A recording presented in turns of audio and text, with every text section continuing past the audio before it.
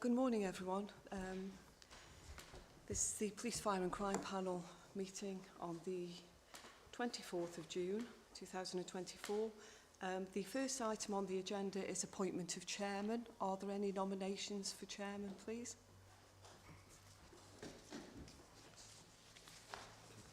Councillor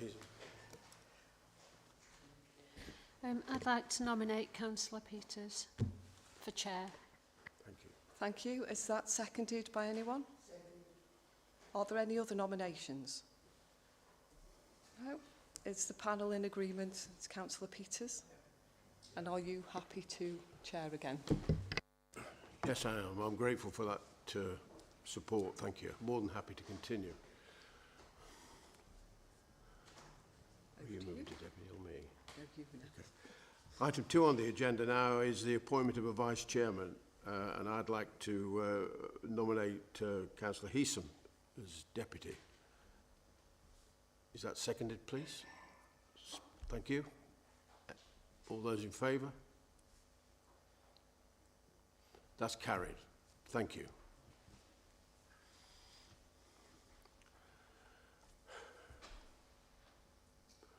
Just to go back to the formalities, we're now on Monday the 24th of June at Staffordshire County Council in the Oak Room, Police and Crime Panel meeting starting at 10 a.m. The agenda has been issued. I assume everyone's seen it. We've looked at items 1 and 2 on the agenda. I'll now move to item 3 and ask, are there any apologies? Yes, Chair, we've had apologies from Councillor Merrick. Thank you. Item 4 on the agenda, are there any declarations of interest? No, thank you.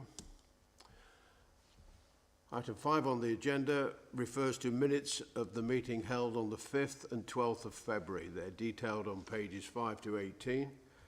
Can I assume that they've been read and there are no comments? If there are, please identify yourself. No? Right, thank you.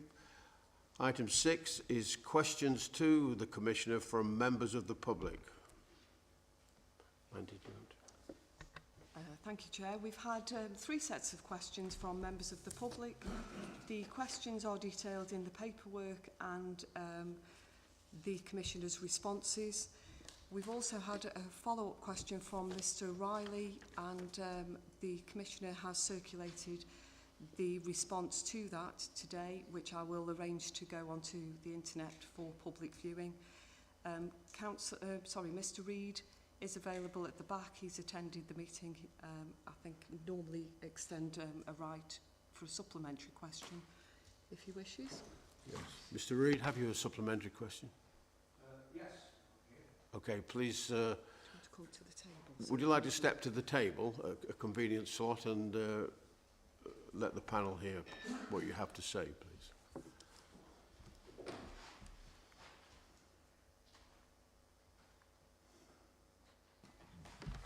Yes, thank you. Thank you for my answer, which I'm happy with. Just a further point from the Sentinel 3 weeks ago today, that's the sort of thing which I think I'd like to see in the press. Details about the speed camera enhancement sites that are being used, how many people have been caught speeding at each one, and I hope that will be featured in the future for other speed cameras that are in the county area. For example, it seems at Trent Vale 635 people were caught speeding there in only 6 months. That's a lot of people going through a busy urban area. So I hope that these figures will be published in the future. Thank you. Thank you. Commissioner, do you wish to respond to that? Yeah, thank you. Thank you, Mr. Reid. And I appreciate your interest in not only speed cameras, but the wider use of automatic number plate recognition, which, as the previous answer details, I think, really is an important part in identifying criminals using our roads, identifying them, stopping them, quite often drink drive related, drug drive related, and quite often going equipped for nefarious activity. So it's something we're going to continue to invest in. Particularly pleased with the rollout of the mobile AMPR, because we are seeing vehicle crime in particular start to move away from the southern borders of the county up more north into the county and city. But we're going to continue our investment in road safety. Actually, in recent times, the police have been publishing in advance on social media where speed cameras, where the speed camera vans are likely to be located as well. And this is all to try and assist people to slow down. This is not about enforcement in order to generate revenue. That's not the case anymore. That was the case over a decade ago. This is all about encouraging a change of behaviour and safer driving. We lost 45 people on our roads last year. It's way, way too many, and we're not going to let up in doing what we can to reduce the number of people killed and seriously injured. So thank you for that. And by the way, Chairman, we will continue to tell the newspapers, advise them, everything we're doing in this area, and hopefully they'll publish it like that report, because it does help people just to stop and think. Thank you, Commissioner. Item 7 on the agenda, decisions published by the Commissioner, and we then go on to a detailed list of the decisions that have been published. Please excuse me, Chairman. I just wonder, we had a letter, a question from Mrs. Mallender about the voting turnout, which I don't believe I gave a written response to. Were you expecting me to say something today to that? No, but if you wish to say something, please do. Yeah, I did say I'd give a verbal response. So she asked the question, given that the turnout for the police, fire and crime election was just over 19%, doesn't that raise embarrassing questions about me having a mandate and being representative? And will I be taking 19% of my salary in line with the voting turnout? I guess that's a sort of challenging question, one that actually was, on the one hand, I was a bit disappointed to see. On the other hand, I think she asked a fair question. My own view about the mandate is more people voted for me to continue with confidence that I would do a good job than voted against me to do that. So I was perfectly comfortable with the outcome. Where there's a low turnout, as long as that's the folk who are paying the most attention, the most interest, the most concern for their local communities, then that's a very informed mandate, and I'm comfortable with that too. The previous PFCC election tallied with the county council elections as well, and I think it was about 10% higher. So low numbers, but 30% is typical for most local elections, probably less actually. And I don't think there's been a question to suggest that local councillors and other representatives operate at full capacity, but on a third of their income. That is not appropriate. And similarly, we're likely to see, I don't know, maybe only 50-60% in the upcoming general election as well. So I'm comfortable that there is a mandate. I absolutely intend to use it, and it's 100% effort from me, even if it's just a 19% turnout. And I think, to be fair, people are not as enthusiastic about politics at the minute as they have been in the past. So that was, I would suggest, a low point in turnout. And hopefully in the future we're going to see more and more people backing every election in Staffordshire to a greater degree. Thank you, Chairman. Thank you, Commissioner. If I may just say, on behalf of the questioner, this panel will hold you to account, as you know. But whilst holding you to account, we're also here to support you. And we will expect value for money, and you know that that's the pathway that we'll follow. And if there's any areas of concern that spark any questions similar to the ones that you've shared with us, we'll be on to that straight away. Right, where did we get to? Questions on decisions taken, item 7. Yeah, questions on decisions taken. Is there any more to say, Commissioner? Are there any questions on the decisions? From us? From us, yeah. Yeah. From the panel. Do the panel have any questions around the decisions that have been taken? Yes. Robertson. Councillor Robertson, just push the button. Thank you. Thank you, Chair, and apologies for not being able to figure out the machinery. Commissioner, thank you for the detailed reports and the detailed reports about the decisions. I think that it's very useful, and I think that idea of transparency is really valuable. Looking through the decision notices, though, I don't think there's currently a section in the pro forma that's used that ties the decision that's being made back to the strategic plan. I'm aware that's being updated after the elections, but do you think that kind of longer term, when that plan's in place, that this could be effectively extended to just have that exposition about how this decision is meeting those needs that you've put into the strategic plan? Commissioner? Thank you. I think that's a good suggestion, and we'll change the pro forma. Some of them are going to be directly related to the local police and crime and the local fire and rescue plans, which I put together. Some of them are going to be related to the policing plan and the fire and rescue risk-based assessment plan. So there's sort of a nuance really as to which they hit most closely. There's the operational requirement that the two chiefs are responsible for, and then there's the strategic outcome, which we're all trying to achieve. So I think that's a nice idea. We'll make the link more directly. And there's some key ones there, particularly around estates, victims, and high harm in terms of sexual assault. So they're key decisions. Thanks for that, Councillor. Thank you. Any more questions? Another one? Please do. Thank you, Chair, and thank you, Commissioner, for that response. It's glad to see that we're starting off by agreeing. It's always a good thing. The next, there's kind of two questions that are interlinked about decision 11 and decision 10, if I can. And they're both specifically in relation to consultation. If I start off with the estates decision, the consultation says that the consultation was undertaken with sergeants and CDOs, but no kind of, I don't want to use the phrase main scale officers, but are you entirely comfortable that that consultation that we got is sufficient, having just come from those kind of more senior, less public-facing officers? And then leading on from that into the refurbishment of Longton Police Station, the preamble that's in the decision notice talks about how Longton is one of the stations that we struggle to get people to want to work in, and we're suggesting this refurbishment will solve that. But none of the consultation in relation to that decision was undertaken with any officers, as far as I can see. So whether you think that that's a potential weakness, having not had that consultation from officers about the refurbishment, and then therefore about the commissioning of our response to it. Commissioner. Thank you. I think if what I'd like to do there is just double check the consultation and what's been written about it. I'm aware for some years actually there's been conversations with people using the facilities at Longton, and there's a constant exchange of opinion with the custody officers as well.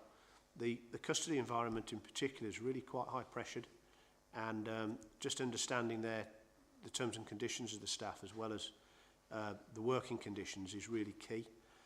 In both cases there'll be national demands, expectations and standards expected, and indeed that's even commented on in His Majesty's Inspector's reports. I'm pleased with the investment in both. It's considerable amounts of money going into both, and Longton's a piece of estate that we see having a considerable future in the city, so I think it's over £3 million we're investing there. A lot of it is about working environment that directly supports the efforts of the front line. So whether they're offender management or working in neighbourhood policing there, air conditioning, heating, working facilities, better lighting are all part of the package. And I know the estates team spend a considerable amount of time talking to everybody involved and actually advising and understanding where they might like to be relocated and the type of building they want to work in. So I'm going to just revisit the paper if you don't mind. I'm very happy to feed back. It's not something that I'm concerned about, but perhaps the paper isn't comprehensively making the case about that wider engagement. As you say, everybody needs to be involved in designing their workspaces. Yeah, I think that was a very informed question, Commissioner. And would you be able to respond before the next meeting so that our colleague will have a chance to take it all on board? Yep, we'll do that. Thank you. Thank you very much. I'd just like to mention question 7, Staffordshire Domestic Abuse Victim and Perpetrator Services. I think it's well known to parties that we're now into this football tournament, and those circumstances can often aggravate this issue. Are the police on a higher level of alert looking for those things, and have you given any specific instructions on how the community would expect to be looked after? Yes, thank you. There's been quite a considerable amount of communications activity around this in the weeks leading up to the football, really encouraging people to recognise the signs, understand their own risk of becoming violent, or particularly related to drinking and losing control, but also to encourage people who feel they are under threat to reach out to the service if they need help and advice. I think it's sensible, given that it is, unfortunately, please excuse me, it's not rare for the numbers of domestic assaults to go up during that period. As you say, Chairman, that's probably the most significant area of investment that my office and I make in victim support. And we increased it by something like £500,000 in this latest contract. Tens of thousands of people in the last few years have gone through that service, and it continues to take more and more inquiries. And what we're particularly watching at the minute, there's a new requirement from government to recognise children in a domestic abuse situation as individual victims of crime. And there are some implications for how victim services deal with that, and who is most appropriate, actually. It's not always the case that our victim service is the right person to provide the support there. So close working with children's services in the city and county is key, and that's further developing. There's also a risk in a couple of years' time around some advisors, independent, they're called IDSVAs and ISVAs. Now I'm hoping somebody on the panel might know exactly what the text is. One's to do with violence and one's to do with other advice. Really, really important professionals who advise people, funded by the Ministry of Justice at the minute. Now there's no guarantee that that's going to be continued to be funded after, I think, another 18 months. I would argue, and we'll be lobbying hard as Police and Crime Commissioners, that it does continue to be funded. It's too important. It's right at the sharp end of domestic abuse. And domestic abuse, as you'll be aware, is a considerable demand for the police service and a considerable risk to people of highest harm. Thank you for that. Yes, Sean. So do you track domestic abuse cases against things like football events and so on? I mean, do you track the number of domestic abuse incidents that get reported against those sort of real-time, real-world issues? Or is it just part of a general statistical accumulation of facts? I mean, do you try to track both local and national events against the trends in domestic abuse? Chairman, through you, yes, indeed we do. I mean, the service are looking at they'll be looking at their own future demand. They'll be looking where they can to put out preventative messages like they are now, help people to become aware of the risk. Unfortunately, every holiday season's the same as well. Christmas, there's a heightened risk. And of course, there's that particularly a difficult period during the pandemic where actually the expectations across the country were realised. There was an increase, but in Staffordshire there was a reduction in the number of reports. And that was because people were actually not necessarily in a position to reach out for help, couldn't communicate, couldn't necessarily leave the environment to make a phone call. And we saw a blip after the pandemic. So yes, there's really valuable reasons for monitoring these peaks and troughs, and where possible, getting ahead of them with this good public health advice. Okay. Thank you. Are there any more questions in that section of the agenda? Okay, item 8 on the agenda, fire misconduct and complaints annual report. Commissioner, there's been a fair amount of information in the press from other parts of the country as to the behaviours within the fire service, which were quite shocking, really. And I don't think it's represented at all in Staffordshire.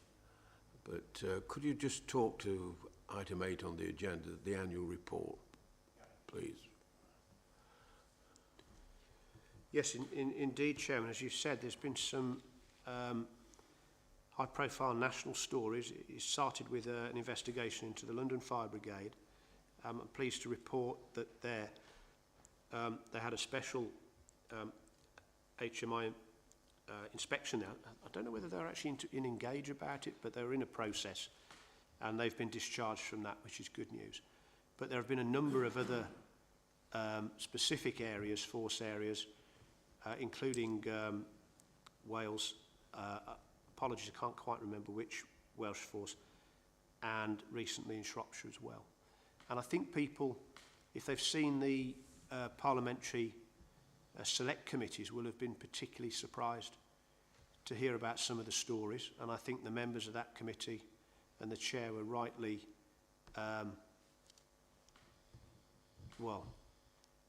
rightly more than disappointed, because this is one of the services that we hold in the highest regard.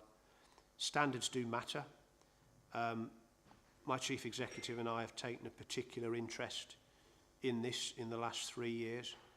We talk with we meet with the chief and the deputy fire officer regularly, and this is an agenda item for us. We're interested in complaints, but actually we're primarily having conversations about misconduct. So where the national stories are around bullying, misogyny in particular, those are the types of issues that we simply won't tolerate in Staffordshire. The service has had 1 or 2 issues in the past.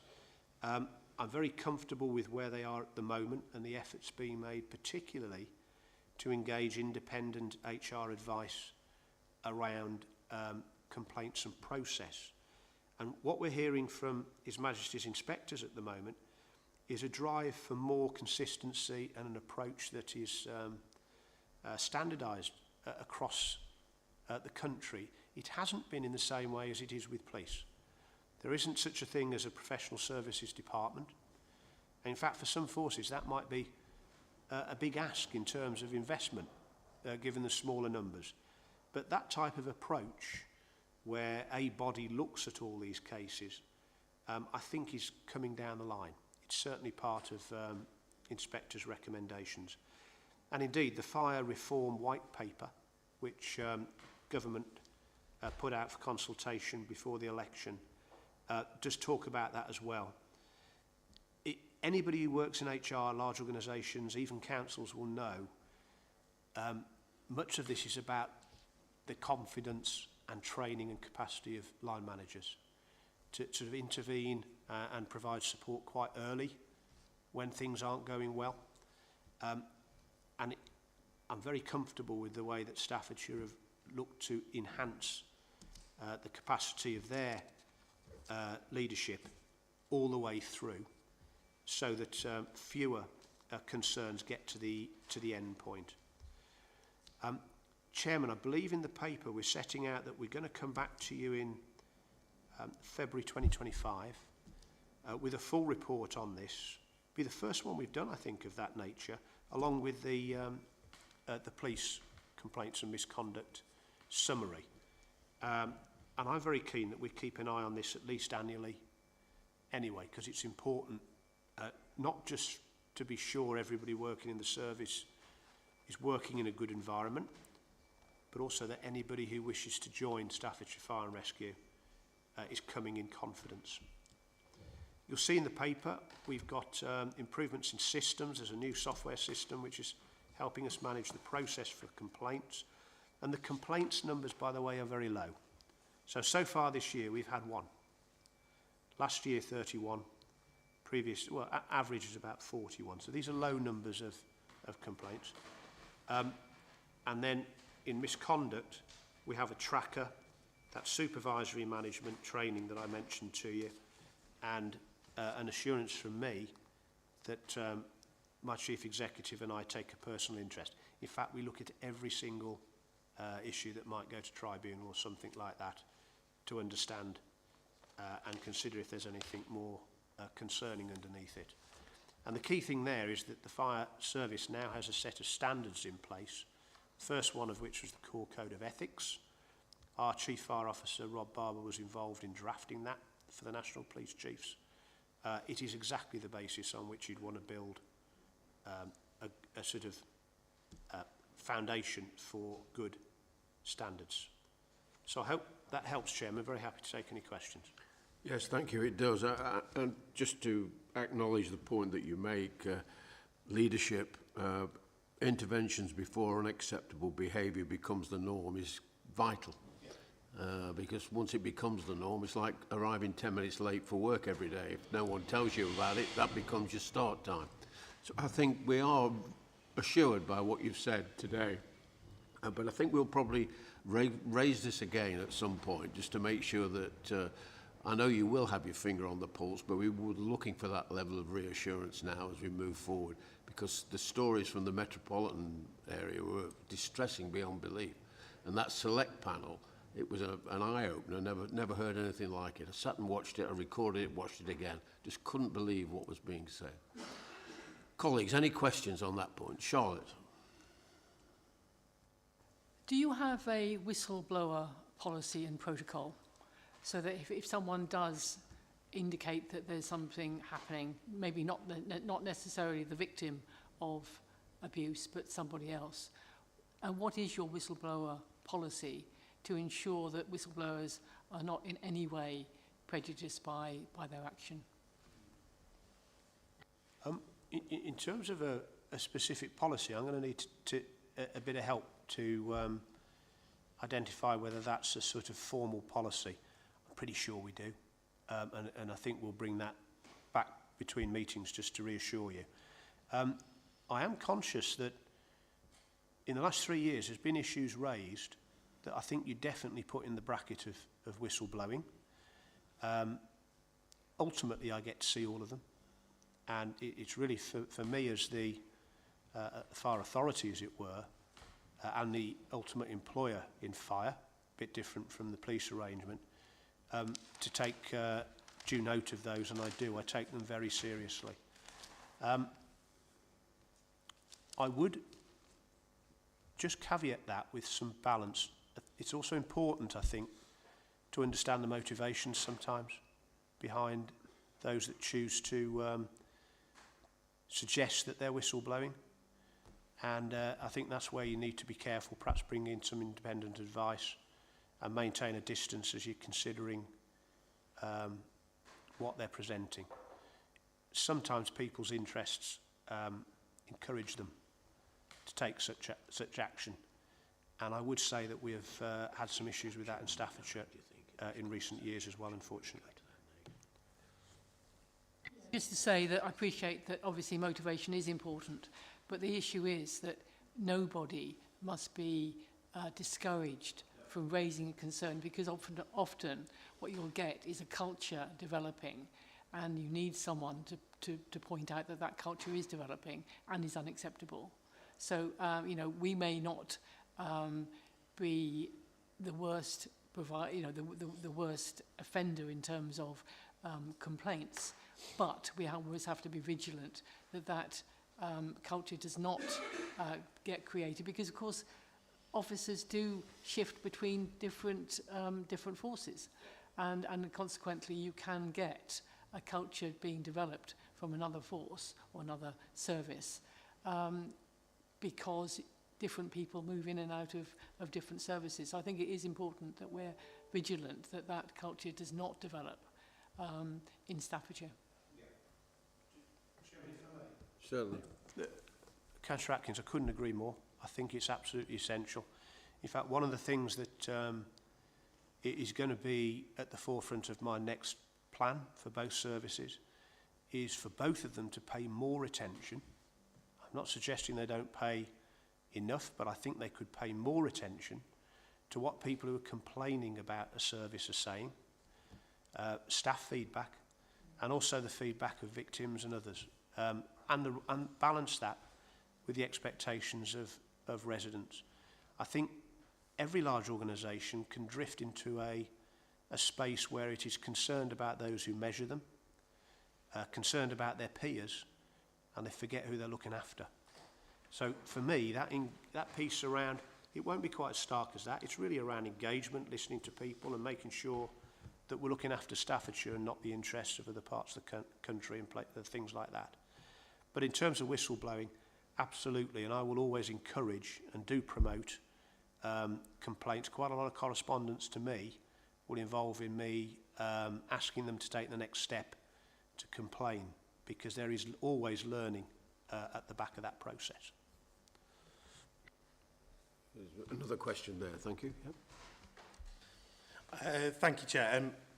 And just building on that, one of the things that really jumped out at me, not necessarily in relation to the misconduct section of the report, but the complaint section, was what you would hope is good news is that the level of complaints that we receive is currently low, averaging about 41 a year. I know from my experience working with in a different part of the public sector, low complaint rates can be a function of one of two things. Either there's nothing to complain about, or people are not complaining.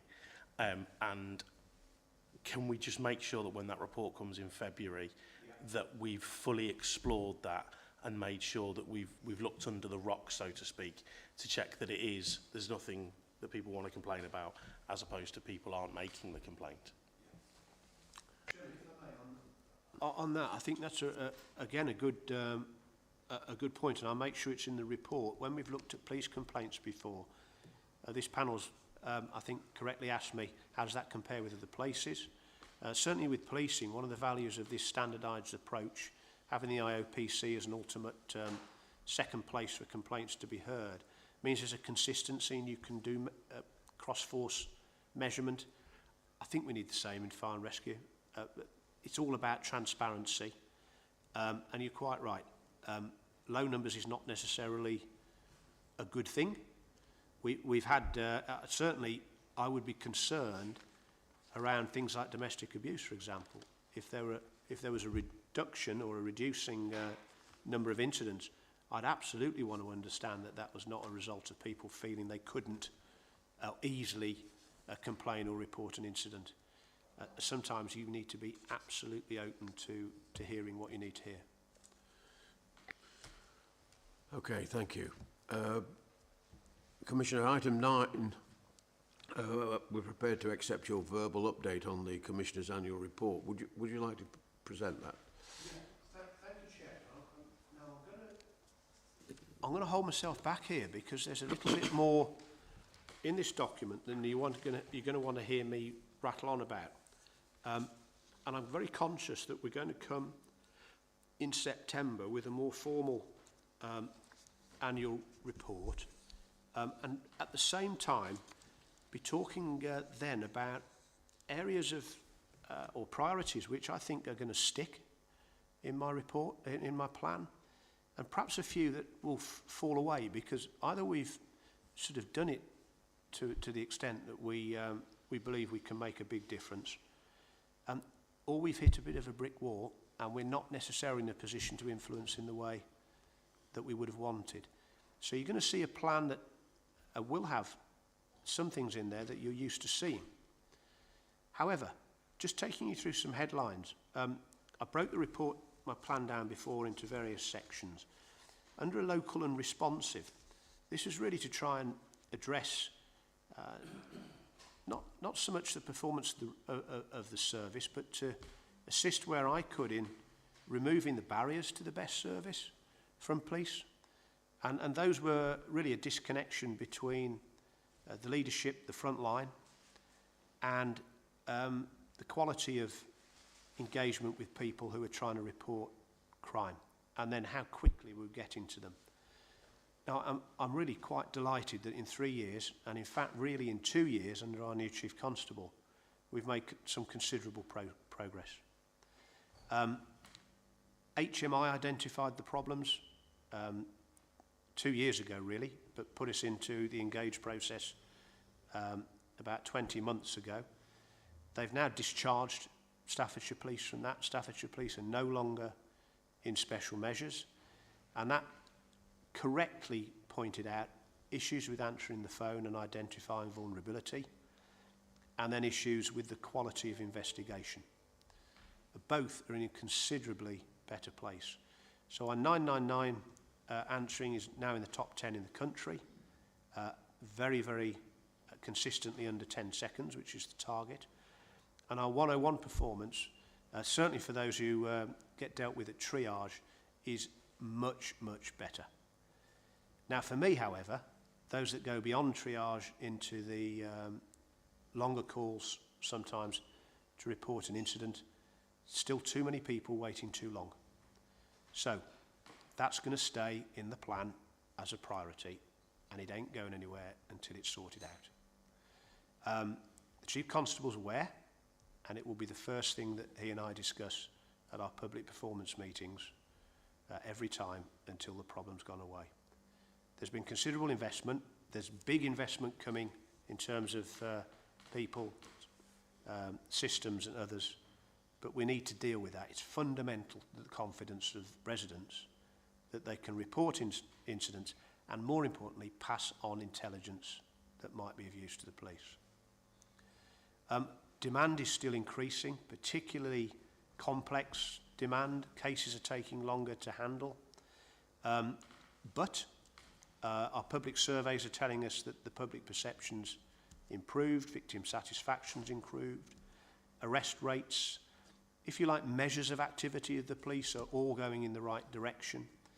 And outcomes, which is really a measure of what's been referred for treatment, out-of-court disposal or prosecution, are considerably up and amongst the best in the country. Now this is key. This means that investigations are leading to action. And whether it's taking people into an environment where they can get some support or getting them off the streets, then we're going in the right direction.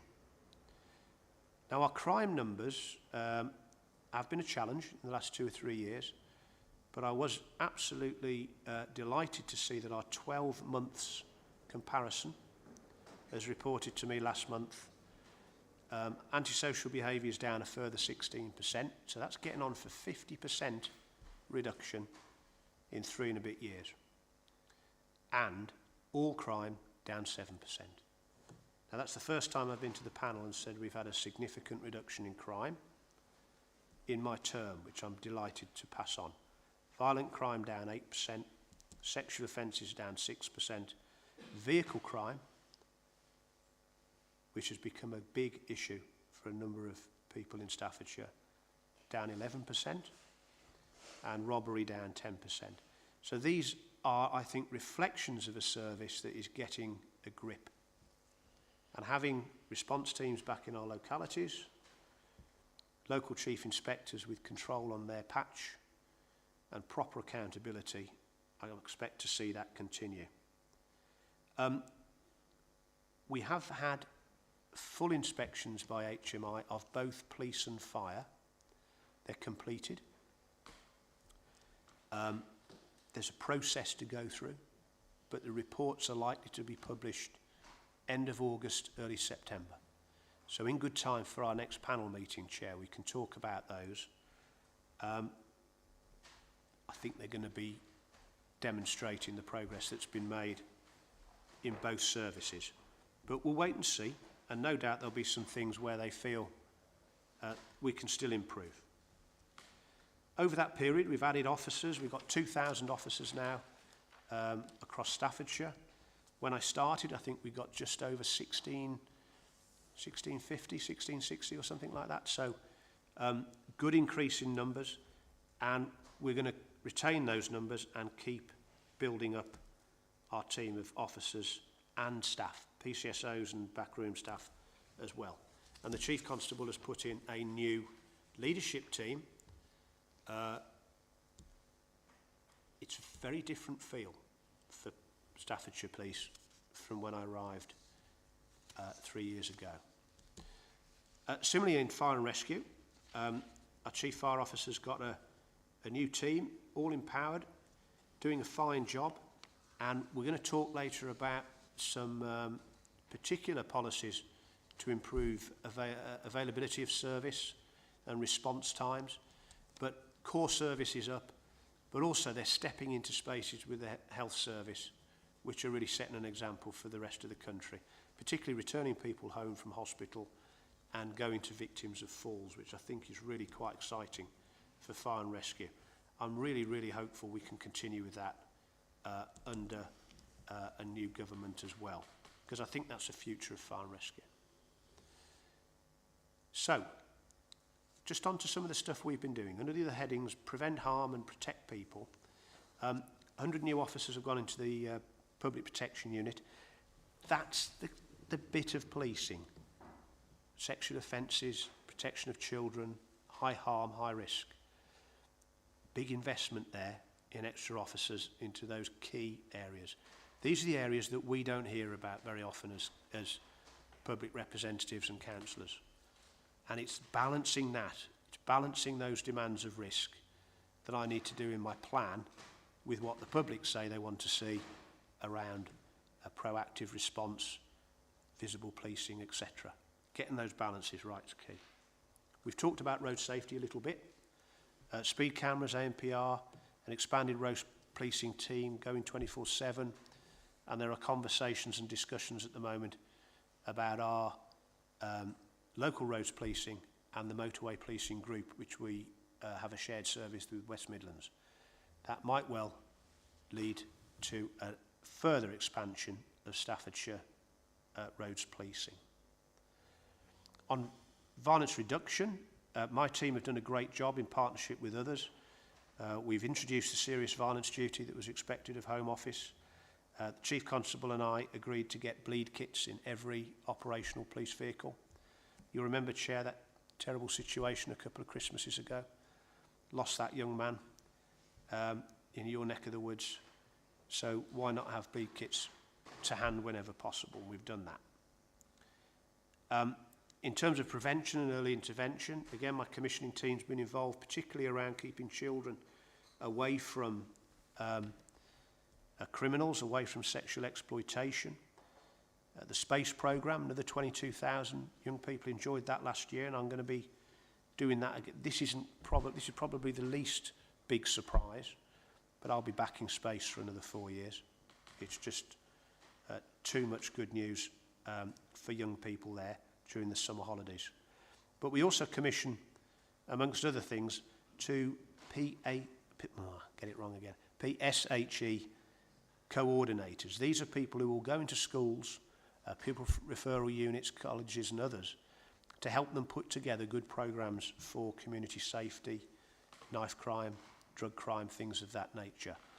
And I see that as a really effective way of helping teachers and teaching assistants to deliver good material in schools. And in fact, they've also helped our PCSOs in terms of a new programme for support in education. And I think of particular note to colleagues around the table, over £900,000 every year into community safety partnerships. This again is going to be a big focus for me in my new plan. Right care, right person has come in nationally. We've talked about that around the table in terms of particularly who's best to look after people with mental health concerns. But actually, right care, right person is also about who's best to deal with local issues, who's best to deal with antisocial behaviour, who's best to deal with parking, who's best to deal with issues related to housing. Quite often, that's a partnership of police and local councils. So I'm looking to strengthen what goes on in community safety partnerships. We have a shared duty to prevent crime, prevent antisocial behaviour, and I will continue to provide funding, providing it's hitting the mark. So there's a series of conversations in the next few months about the impact of what we're doing locally, and let's measure the effectiveness of those interventions. Some great stuff we do, but I think we can do more. And pleased through the year to have got some formality around the whole county and city. Antisocial behaviour training, 239 officers attended, probably from your own councils, to update themselves on what powers and so on they can employ in their local patches. And also we introduced the Drug and Alcohol Partnership, which I chair, and this was to help deliver the government's 10 years from harm to hope strategy. Anybody who's close to this will know that the funding for drug and alcohol has doubled in the last 2 years. About time, it needed to, and we're going to continue to keep pressure on and good working, supportive working with the NHS and others. Both the county and city have got new providers in place. It'll be interesting to see how that works out in the next few months. But that's key, certainly key for community safety, ultimately, as people, unfortunately, commit crime to feed their habits. Safer Streets has been good for us again. I won't go over that in too much detail. And you may just have seen some communications I'm doing around the next phase of our ASB hotspot patrols. So initially, Chair, this was police officers and PCSOs on overtime in our 5 hotspots, but we've now introduced some wardens to support the police. They're still in the same places, Hanley and Etruria, Fenton, Burton, Cannock, Stafford and Newcastle. I've visited Cannock and Newcastle already. Fantastic folk, getting stuck in, and not only enforcing orders, but also diversionary work, particularly for young people. People find themselves homeless or vulnerable, to get them in touch with support workers. And we mentioned victims and witnesses earlier. I've got some stats here. The DA service, that's our domestic abuse service we mentioned, 6,780 adults and children supported. I've got a sexual assault and abuse service, which looked after 560 adults. Hate crime, 1,100 referrals, 339 people supported. And Harmony, which is our ASB service, supported 464 people. Now, a lot of my mailbox is about ASB, particularly neighbours, falling out for years on end sometimes. So this service, which will quite often bring people together, try and help them, what would you call it? I can never quite remember the word when you bring 2 parties together, reconcile themselves or each other. It's valuable stuff, that, and I'm going to be promoting that a bit more. And of course we support business crime. 700 businesses got extra help, and we're using our core grant from government.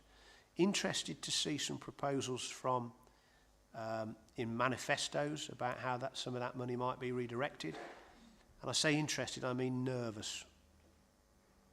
I want to keep local support. Don't want to step back to where we were a decade or so ago of national support for victims. This isn't London. It's Staffordshire, and we know exactly what we need to do. By all means, hold us to account nationally, but don't try and direct the service nationally. And our gateway, 63,000 referrals. So everybody who has an issue, is a victim, is receiving advice from the police, can call the Victim Gateway for help. So, Chair, where I said I bumped into a bit of a brick wall, the good news first of all, I was very pleased to see a step change in our out-of-court disposals approach. Staffordshire Police were low in drug treatment orders, rehabilitation orders, addiction orders, things of that sort that might get people into some advice and help rather than criminalising them.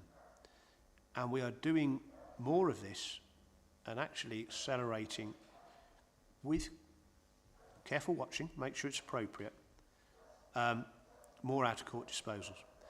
It's in everybody's interest. As long as we're getting that right, it's in everybody's interest. However, there are issues in getting people into court, and Staffordshire has now got some of the biggest backlogs in the country, if not the biggest increase in backlogs in the country. I'd say we have a good functioning local criminal justice board in terms of relationship. In terms of making the national decision makers around courts step up and do something about it, we're not doing well enough. And that's going to be an area where I'll try not to express my frustration, but I will be putting more pressure on the partnership to deliver results. It is really quite difficult when you're waiting 2-3 years for a court case, possibly reoffending, not getting treatment. Public aren't seeing justice. It is an issue nationally.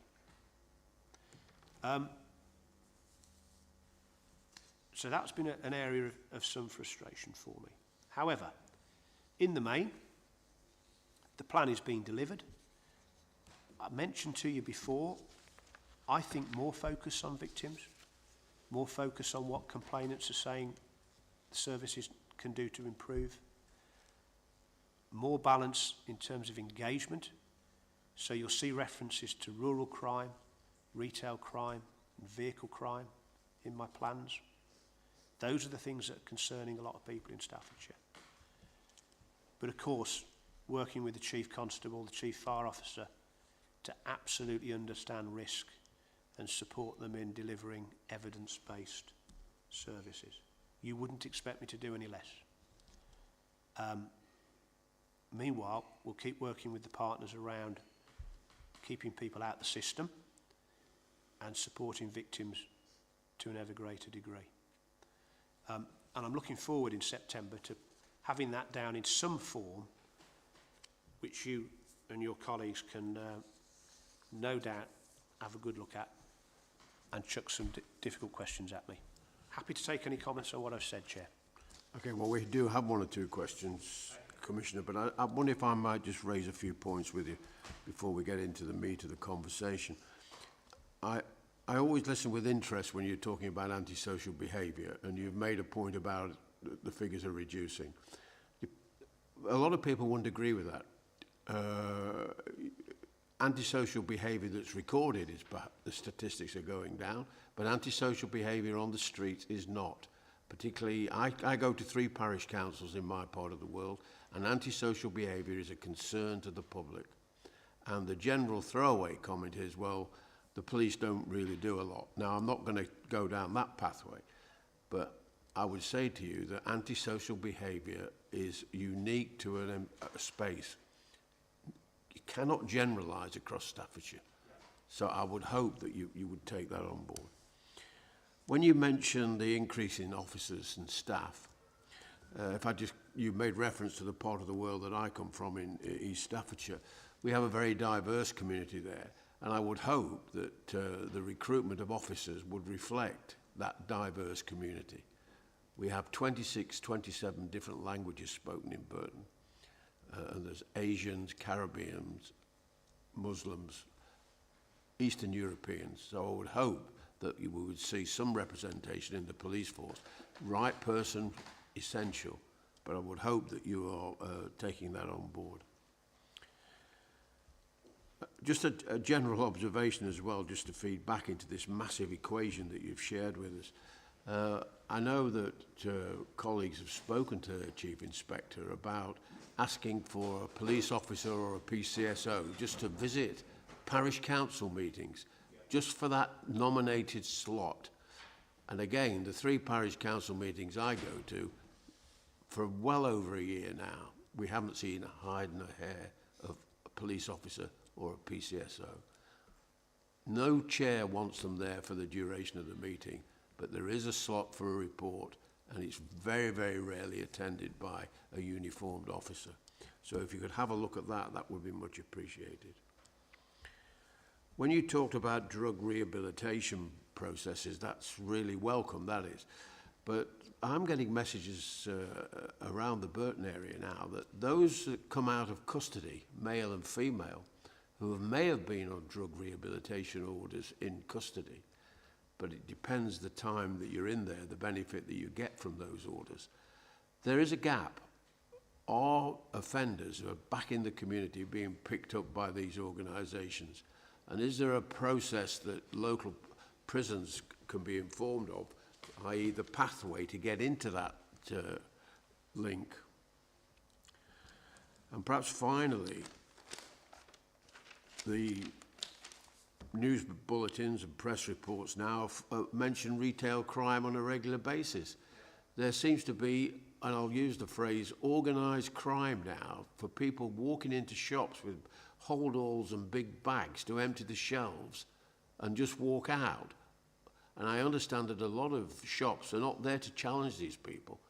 They know they're coming, and half the shop will be emptied because they're coming in with enough equipment to do that. So what's the police's role in protecting retail outlets from this rising scourge, I would think? Colleagues, do you want the Commissioner to answer that, or do you want any more questions before we go on?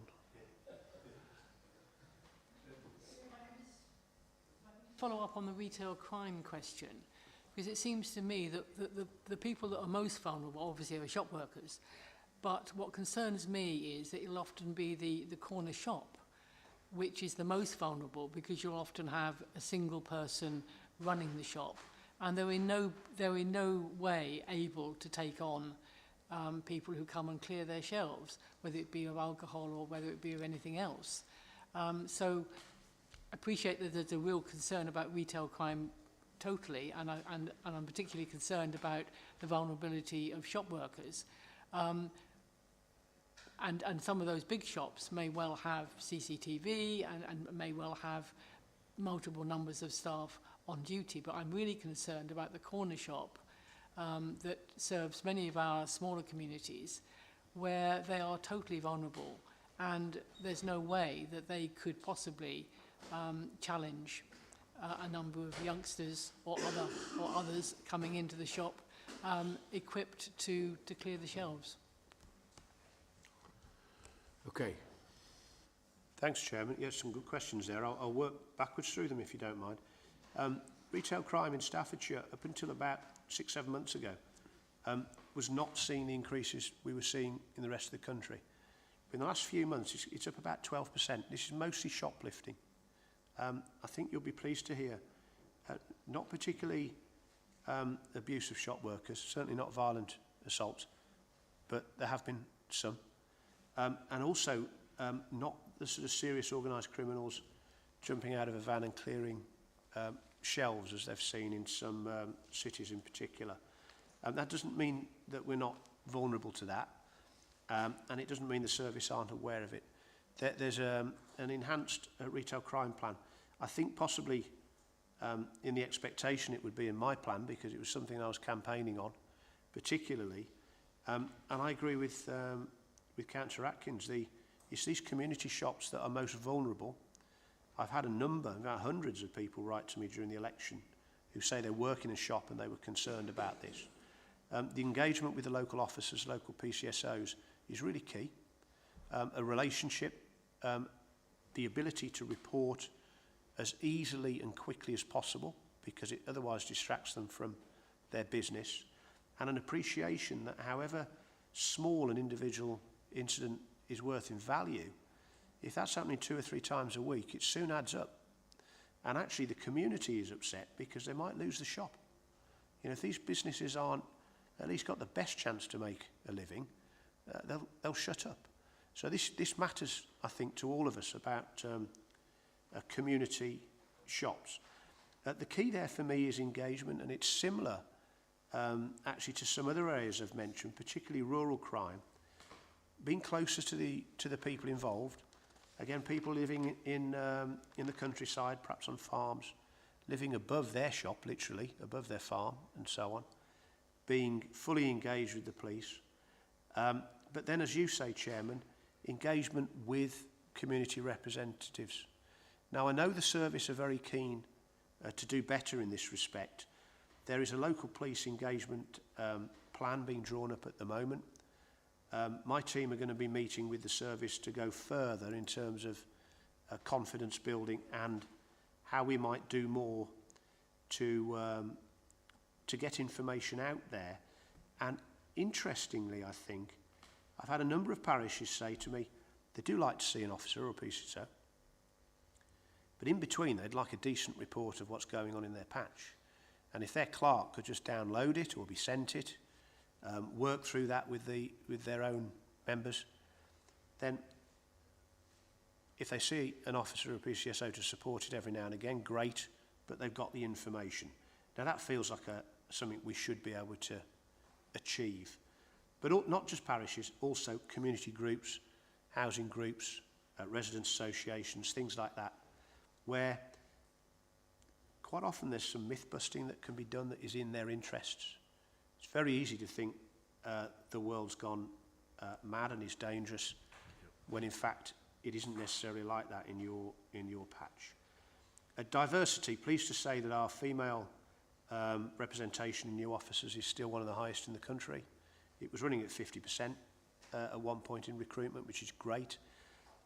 Diversity in terms of ethnicity is pretty much in line with the population. But I think there's more that we can do there.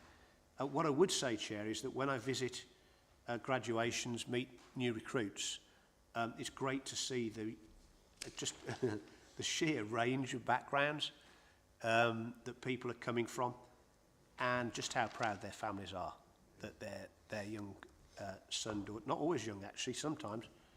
I met somebody, it was their mom the other day. Mom had been a PCSO, wanted to become an officer, and I think she went and did a training at about 35, 36.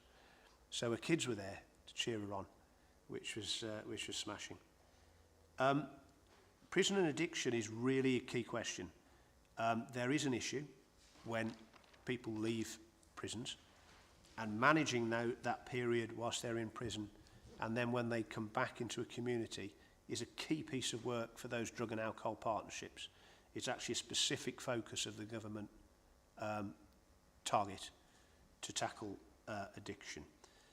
The danger there is if people unfortunately don't go to somewhere where they can receive treatment, then they might be back on the street. The nature of what they're taking is not always easy to measure, and you have an overdose risk because of that, an immediate risk to life on leaving prison.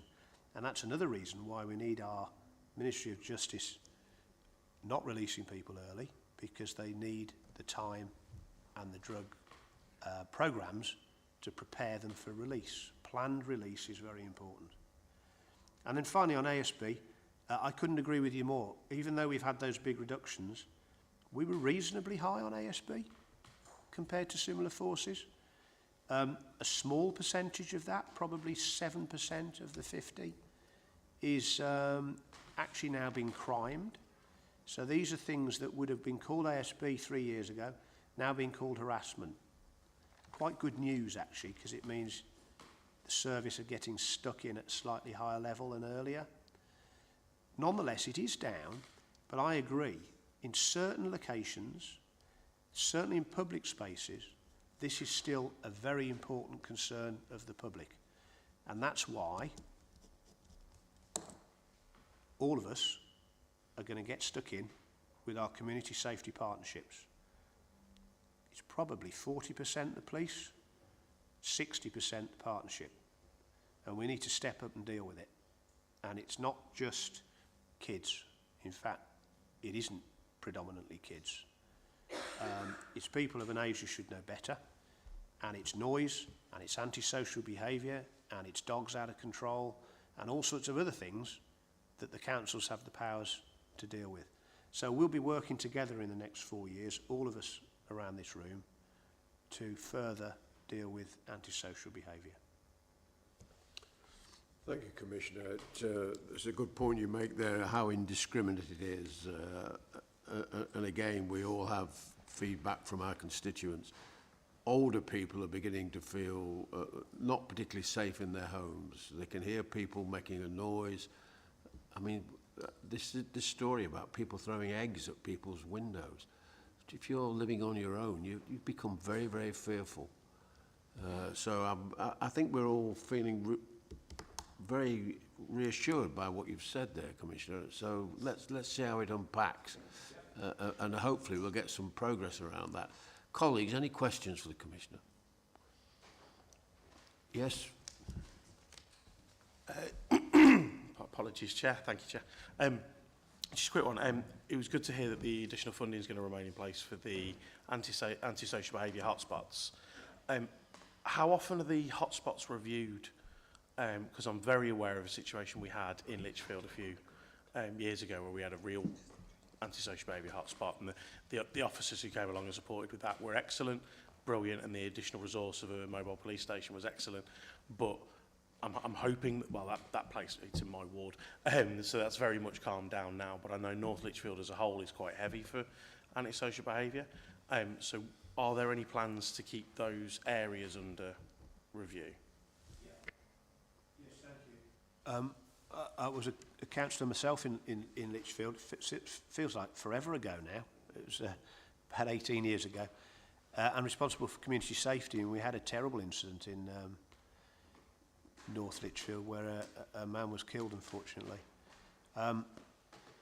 It's a nice place to live, Lichfield, and actually crime-wise, antisocial behaviour-wise, the statistics are in a good place, and the new commander there, Inspector Green's doing a really good job.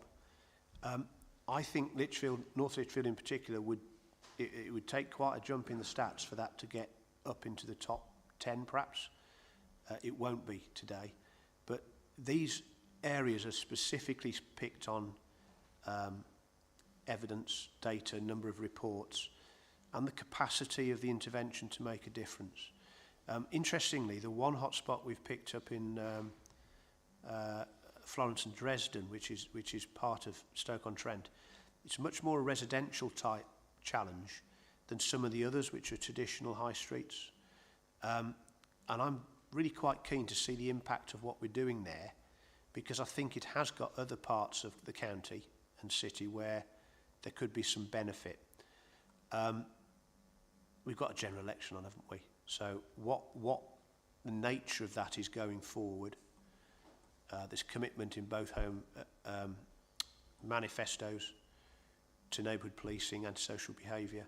It's going to be interesting to see, again, how directive things are. I would like to make these decisions based on the local police's evidence and stats rather than a one-size-fits-all model. I was a little bit constrained in these hotspots. I'd rather have had 10 rather than 5, but that was the plan at the start. They're the right ones at the minute, and it's having an impact that we can measure. So the key is it's a pilot. Let's see how it goes, and if it works, we'll do some more of it. Okay. Any more questions over there? Thank you, Chair. Thank you for that information, Commissioner. Yet again, though, the report contains a huge amount of statistics, and I appreciate you need to measure performance as best you can. But some of those statistics, I suggest, as a bald number, aren't necessarily helpful.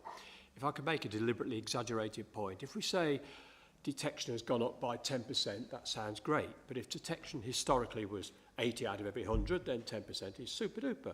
If it's only 10 out of every 100, then 10% is pretty marginal, to say the least.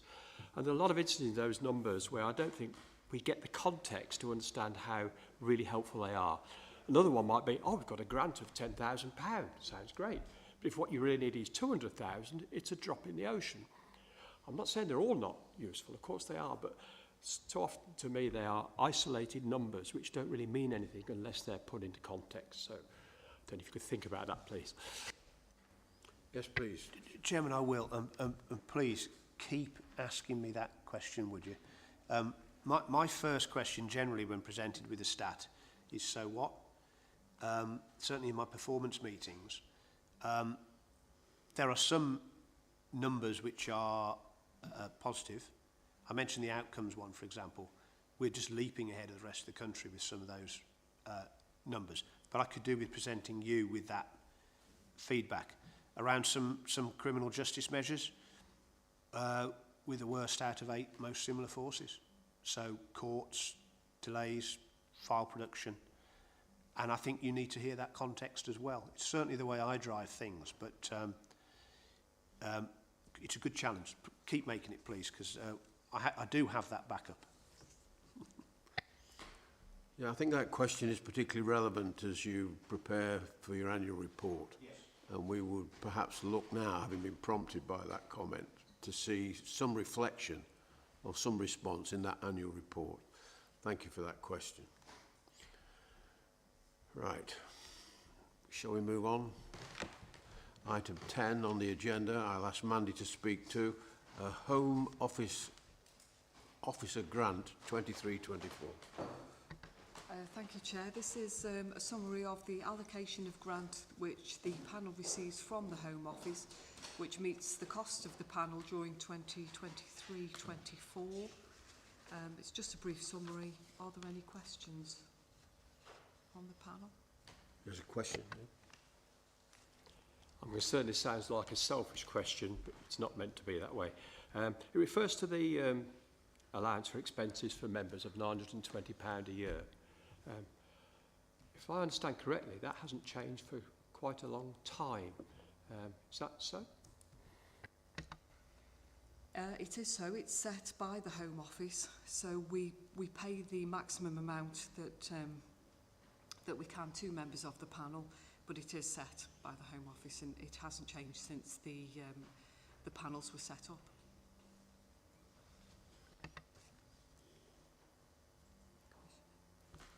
Commissioner. Yeah, interesting to note that, because equally, one of these things you don't want to talk about, but Commissioners' remuneration hasn't changed in several years either, despite everybody else in public sector or councils or members of Parliament having increases. So there will be some lobbying of Home Office continuing around reflecting the work we do, because I think the panel's work needs to be properly expensed, and quite frankly I think Commissioners does as well, and it's drifted. It's, I think, several years since there's been any increase at all. I thought you were going to say you would be sacrificing a proportion of your salary to enhance the panels. No. Perhaps not. Thank you. Any more questions? Yes, question there, please.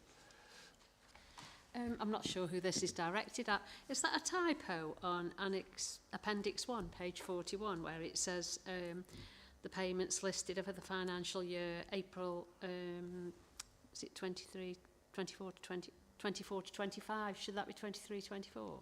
Yes. Yeah. Thank you. Thank you. Yeah. Right. Item 11 on the agenda then, annual report of the management of complaints and conduct matters against the Commissioner and Deputy Commissioner. Would you like to speak to that, or Andy, are you? I can introduce that one, Please. Chair. As the panel are aware, the panel has a statutory responsibility for handling and recording complaints against the Commissioner and his Deputy. Over the last 12 months, there have been 2 complaints against the Commissioner's personal conduct. Both have been investigated and deemed not to relate to his personal conduct. It's an information report, Chair. Okay, thank you. We don't need questions on that, do we? No. Right. Item 12 are questions to the Commissioner from panel members. We've had a fair range of those already. Do colleagues have any further questions for the Commissioner?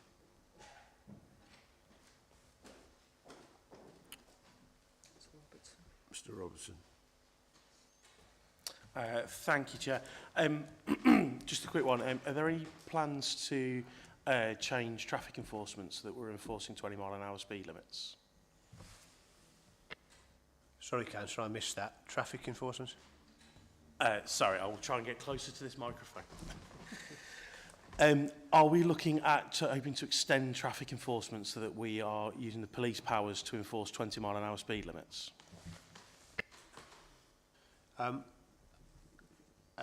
Not immediately. There is one or two areas that have got 20-mile-an-hour speed limits. I co-chair the Staffordshire Safer Roads Partnership, and we had a presentation last year from a group who's keen to expand those. As you know, the county, and I believe the city as well, have got a scheme outside schools where 20 is plenty. That's been quite successful. Without enforcement, it's more about education and training people to slow down and signs, those SIDs to indicate the speed, which has helped. I think what's interesting there is going to be the public reaction to the limits that have been imposed in Wales. And there does seem to be, I think, the most friendly way of describing it is a disagreement between members of the same party there as to whether that was a good thing to have done or not, because it's certainly had a reaction in terms of popularity, and in some cases the speed with which emergency vehicles and others are getting to incidents as a result. So I'm very comfortable that we continue to have a watching brief on that. There's no immediate plans that I'm aware of. Where it happens, it's generally going to be with local resident support and consultation. And I don't believe there's anywhere that fancies trying that at the minute.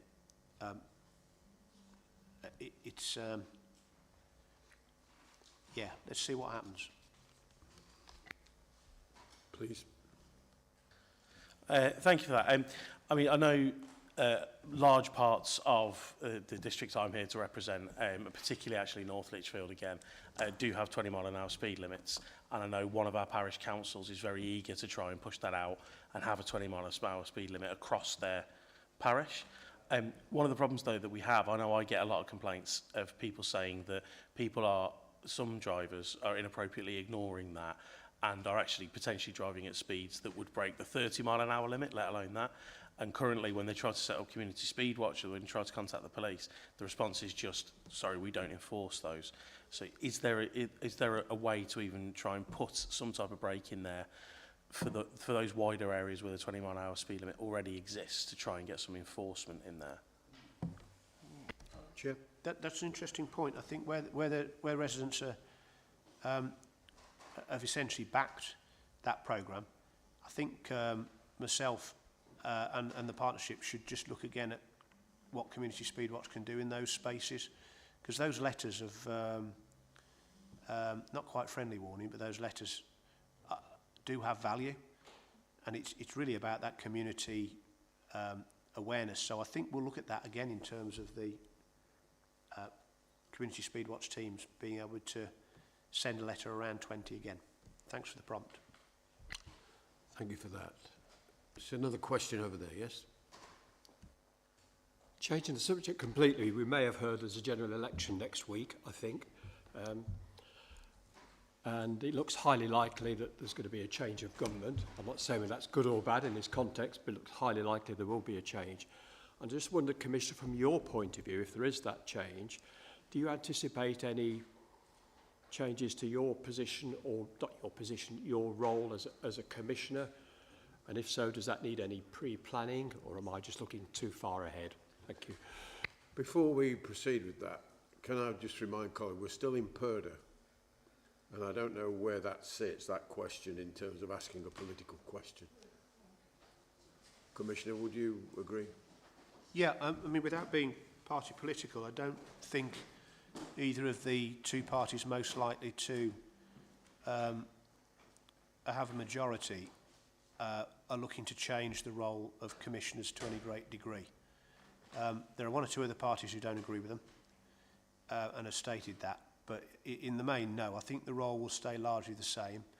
There are some manifesto differences around how local decision making is on how you use your service and resources, and also how you direct victim support.